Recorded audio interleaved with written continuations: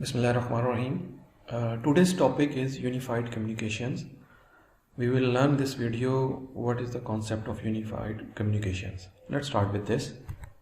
Okay, unified communication as an integration of enterprise communication services such as instant messages, voice including IP telephony, mobility features, extension mobility and single number reach, audio, web and video conferencing, desktop sharing, data sharing, including web connected electronic interactive web boards, call control and speech recognition, real-time communication such as unified messages, voicemail, email, SMS and fax. Okay, means कि it's not a single product, ठीक है, a set of products होती है जो business के लिए use करती हैं कंपनीज अपनी, ठीक है, जिसके अंदर ये सारी की सारी चीज़ें कंबाइन होती हैं, ठीक है. इसकी सिंपल एग्जांपल माइक्रोसॉफ्ट टीम की है, ठीक है, और आप ले सकते हैं स्लैक है, ठीक है, स्काई भी कुछ सेम काम करता है जिसके अंदर वाइट बोर्ड भी है, ठीक है.